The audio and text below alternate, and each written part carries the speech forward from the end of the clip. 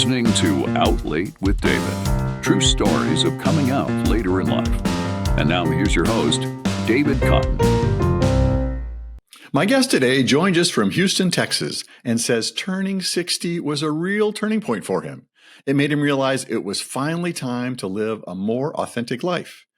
He came out to his wife of 37 years, as well as his 2 children, and today he says he has never been happier. Join me today as I talk with Bill Schroeder on Out Late with David.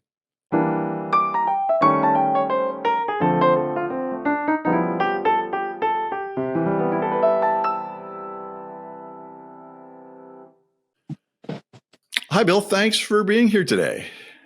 Thank you for having me, David. I appreciate it. Now, You came out after 37 years of marriage, and I'd say that kind of proves that it's never too late.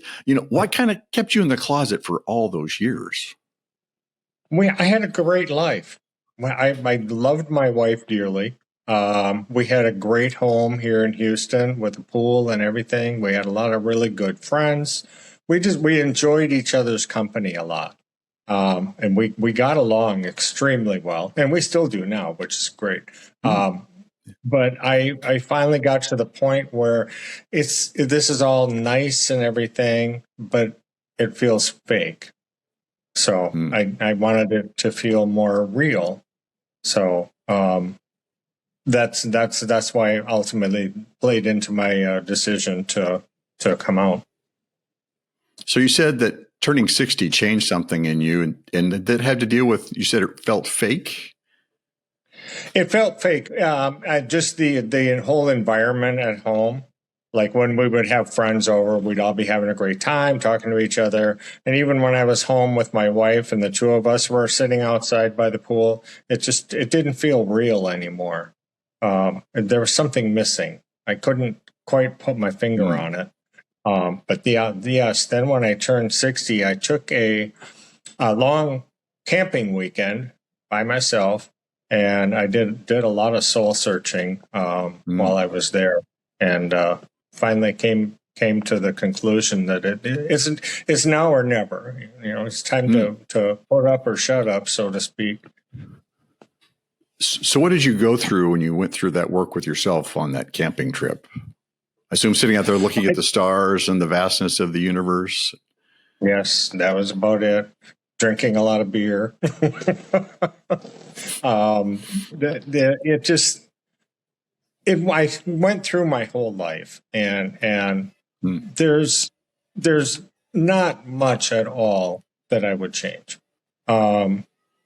If I could have done anything differently, I might have done this 10 years ago.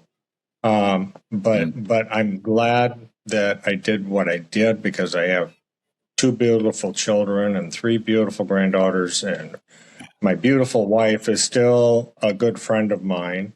So, yeah. So, but I just wanted to feel more authentic, basically. After we had moved from Houston. We moved from Wisconsin to Houston.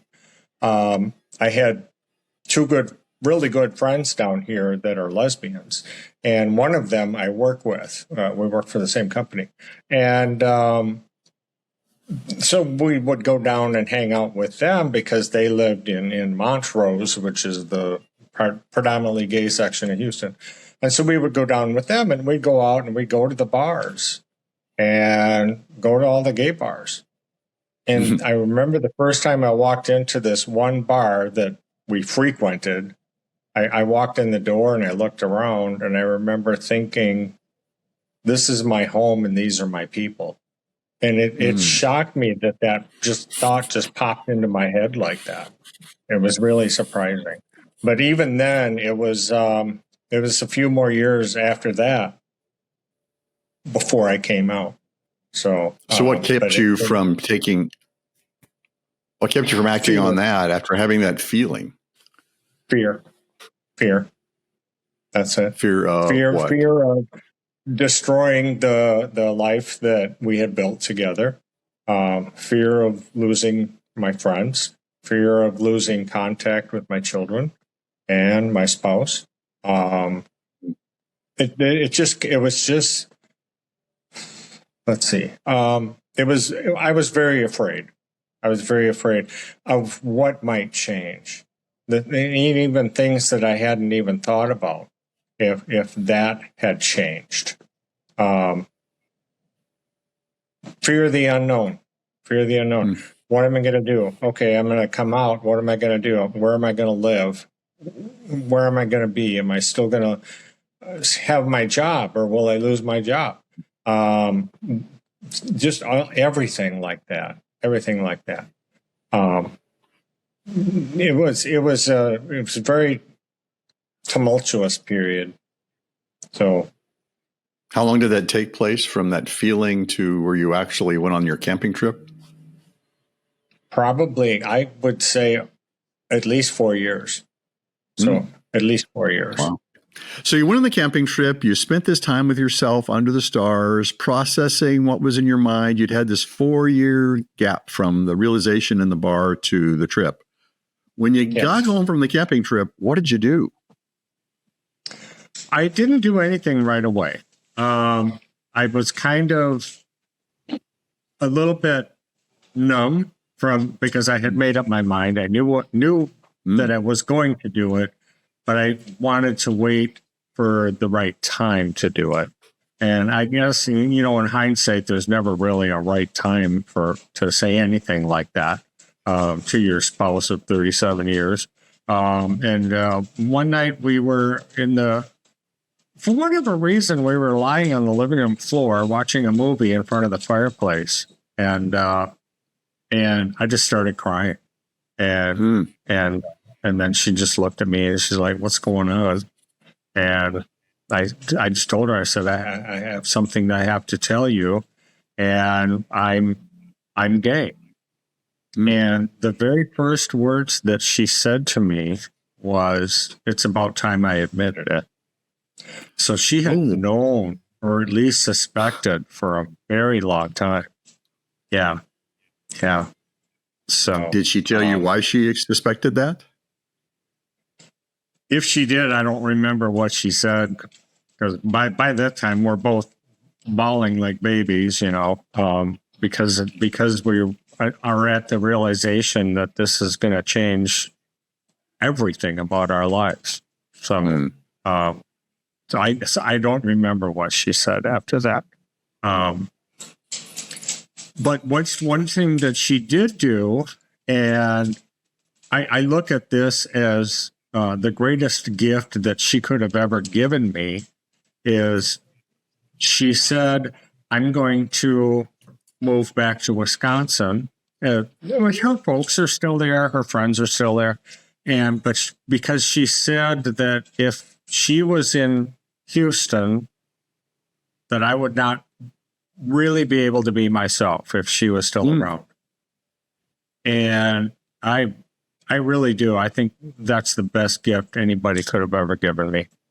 The freedom to be myself and not worry about, because she was right. She was right. I would have been constantly fearful of what she might be thinking. So it was fantastic, actually. After that conversation where she said it's about time, how long until she relocated? Not long at all. I think it was like maybe 6 weeks tops. Wow. She had called up to the hospital where she had worked before. We moved down to Houston, and by luck, they had her old job was open at the time. So she talked to the people up there and actually got her old job back, exactly the same one that she left before when we moved down here. So that part worked out really great. We did a do-it-yourself divorce because we were in agreement on almost everything. So which was great. We didn't waste a lot of money on lawyers and bickering back and forth and all that sort of thing. My friends tell me that I gave up too much out of guilt, and they may very well be right. I don't know, but I don't regret it. I would do it again. I would do it again. So, yeah. You have to be at peace with yourself. regardless of what Yes, friends say. absolutely. Yeah. Absolutely. Yeah. So her major response was to move to Wisconsin. There was nothing really Yes. else that came out of her. Nothing else at all, really. No. Okay. So you two had children together. Yes. Our son is 36 and our daughter is 34. I have 3 granddaughters, ages 7, 5, and 2 months. Literally, maybe not even 2 months. She was just born. So how did the kids take it when you came out as gay, and then their mother then moves to Wisconsin? My daughter was more upset at her mother than she was at me, because my daughter felt like my ex, her mother, was abandoning me and leaving me behind, and she wasn't happy about that at all. And it took her a long time to come to grips with that. And I kept telling her, I said, no, we both agreed on this, that this is the right thing to do for all of us. So our son took him quite a while to come to grips with my new sexuality. Even though I told him, I said, I'm still the same dad you had yesterday. Nothing's changed that way. So I still love you just as much as before. So it took him a while to come around, but I knew that it would for him. I knew it would take him longer. So I didn't panic. I didn't fret or anything like that. I gave him his space because I knew that's what he needed. And he has come around. He has come around, and it's really great. It sounds like you have a good relationship with your former spouse and a good relationship with your children. Yes. So some of the fears I assume you had didn't come to fruition over time. Not much at all. No, they didn't. And so then I was like, well, why? What was I waiting for? If I would have suspected that everything would have turned out as well as it did, like I said, I probably would have done it 10 years ago.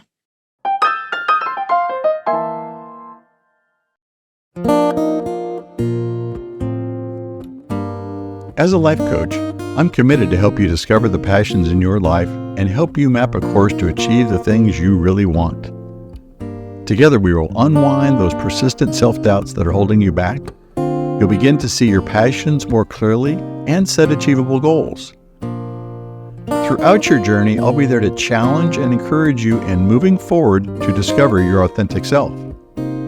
For more information about my personal life coaching services, or to arrange a complimentary consultation, visit davidcottoncoaching.com. You're listening to Out Late with David.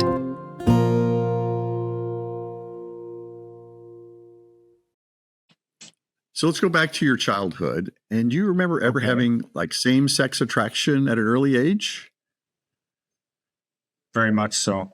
Very much so. I even going back to middle school, like 7th grade, I started noticing that I was attracted to all the boys, and the girls were nice to have as friends, but that was it. I didn't look at girls the same way that I looked at the boys, and that scared me even more back then, because this is small town Midwest Wisconsin. Everybody goes to the same church. Everybody knows everybody, and so you toe the line. You don't do radical stuff like that back. So I probably would have been run out of town. Were there other gay individuals you're aware of when you're going to school and in your town? None that I'm aware of at all. No. After a while in high school, there were a couple of friends that I had that they didn't really come out, but they stopped trying to hide it. So they just started being themselves. That was all. That's what they did. So how did your community react to homosexuality or even your own views of homosexuality as you were growing up? Well, it was very, very religious town. My hometown had a population of 360. So, Ooh, I that's mean, small. very, That's small and quaint. Yeah. yeah, yeah. So, and I was probably related to at least half of them. It would not have gone over well at all. Hmm. I might believe that. That there would have been a lot of anger, a lot of hurt feelings, a lot of upset. Just a lot of people would have been upset. Why do you think they might have been upset? Just because I did something so radical. This was been 1978, 79, somewhere in there. And so it was a different world back then. Was there a strong religious presence in your community at all? Yeah. Yeah. I was in the church choir. I taught Sunday school. I taught the littler kids in Sunday school. So it was a very religious town. So it sounds like it's just society and social norms of the time is what kept things inside you. You had the realization was like, I'm not going to do anything with that. I'm going to just kind of keep it in my head. Yeah. My biggest fear was my father. Oh, my father, I sure would not have taken it well at all. I think even now, when I did come out, I'm almost certain he rolled over in his grave. So that's the way I feel. So because he was a very, very firm person. He had his beliefs. He went to church every Sunday. He was very strong-willed and very opinionated too. And he didn't care who agreed with him or who didn't agree with him. So if he had an opinion, he was going to express it. With these thoughts in your head, did you ever visualize some point in your future where you'd be out and living as a gay man and that's something you could accept? I would have never dreamt it. I would have never dreamt it at all. If somebody would have told me 5 years ago where I am right now, I would have not believed them. I'd have called them a liar and just, because my life everything in my life has changed. Absolutely everything. So, for the better, I think. So what are those other pieces that have changed besides your marriage? What else has changed? Well, besides the marriage, with the divorce, of course, she went back to Wisconsin. I stayed behind here in Houston, so we could sell the house. So you were married, and before you said it was interesting, I think, to have girls around, but you obviously met your wife and decided to marry her. How did that happen to actually, your experiences with women, if you had these thoughts in your head as you're moving forward through life? I had the thoughts in my head, but I totally ignored them. I totally ignored them. I buried them, and they stayed buried for a long time, very long time. But we met through mutual friends. Introduced us at a Halloween party, actually. So that was kind of fun. But and we had a really close-knit group of friends. And me and my wife were friends with everybody else in the group. So it was just kind of natural. Everybody else was getting married. So we just kind of followed along in everybody else's footsteps. So at least that's the way I felt about it. I don't know how she felt about it, but if she felt the same way or not, I don't know. Do you ever regret leaving your old life and coming out? Sometimes I do, not very often though, because I was happy. I mean, it was fake, but I was happy with it. So I wasn't disgruntled. I wasn't miserable. I was content.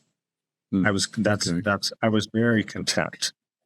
So how would you describe in your current life, in terms of happiness, if you had to put it on a scale from 1 to 10, where this is really bad and 10, it's fantastic, where do you feel like you're on that 1 to 10 scale? I'm probably a good solid 8 right now. There were some days after I first came out, of course, that were very rough, and I question, why did I do this? Why did I throw everything away? But then, and I sought counseling, of course. And one thing the counselor said to me was, well, you didn't throw anything away because it's still there. It's just the way you look at it now. It's your perspective that has changed. And you're right. And he's right. That's what. So what would make it a 9 or a 10 if you're at an 8 today? I could make it a 9 or a 10. Well, maybe it'll make a little bit more money, I guess. They say money doesn't buy happiness, but it sure helps. Otherwise, I don't know. I am quite happy right now. Good. Okay. I think an 8 is fantastic. So you said you wanted to be more authentic. What does it mean for you to be authentic as a gay man? I don't have to worry as much about my actions and my speech. I mean, I'm not a flamboyant gay at all, but I did worry a lot about how I carried myself, and now I don't have to worry about that at all. I can be open and honest. And one of the first times that it really started to hit home is I was down by the pool here, and I was reading a book, Velvet Rage, and there was this other couple who I didn't know that were down there, and the woman asked what I was reading, and so I told her about it, and so then the husband said pointedly, "Are you gay?" And it gave me pause because nobody had really asked me that question before. And I'm like, yes, I am. And it felt good to say that. I'm still apprehensive sometimes, but it felt good to be honest, not only with myself, but with everybody else. I'm not pretending anymore. I am who I am. So That's beautiful. That's another thing that has changed also since coming out. I used to be very fearful that someone would not like me for whatever reason. I always wanted people to like me. Now, I still worry about it a little bit, but I don't really care. If I do something that somebody doesn't like, well, that's their problem, not mine. There you go. Agreed. So, yeah. So as we get to close to the end here, what advice would you have for married men like you who they're struggling with or dreaming of coming out of the closet, but they don't have the courage to do that? What advice might you have for them as they go through their obviously they need to go to counseling because that makes all the difference in the world, and they just need to. I'm part of a Facebook group that is becoming more and more popular among gay dads. And there's a couple of guys that I'm talking to in that group that are in that situation. They're not out yet, and they don't know what to do, and they're afraid of taking those next steps. And so we talk privately, usually just texting, but I just give them as much encouragement as I can. But I don't want to pressure them either, because that's never a good thing. They need to make the decision on their own time at their own pace. And the one thing that I tell everybody is when they say something on this Facebook group about this problem or that problem, baby steps. Don't try and do any of this too quickly, because this is a very deep, very emotional thing, and you can't do it too quickly. You have to take your time. With it. So, indeed. Well, that's good advice. That's good advice. Well, Bill Schroeder, thank you for joining us today and sharing your story. As you know, as the groups that you're in, hearing someone else's story is very helpful and encouraging and comforting. And no doubt someone will hear your story and feel better in their life and where they are today.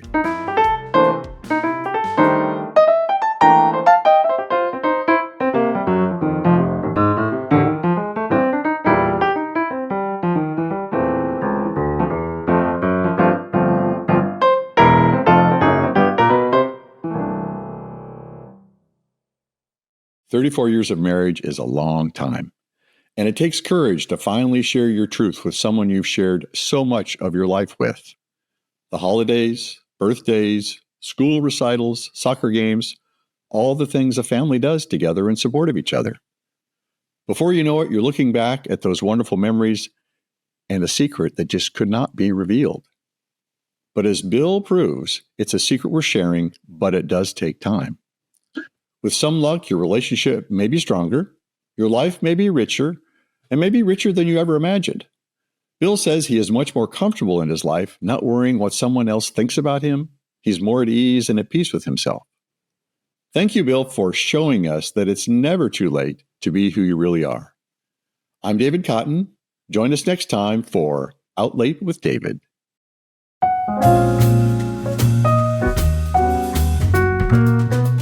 To hear more episodes, visit outlatewithdavid.com. And to learn more about personal life coaching services, go to davidcottoncoaching.com.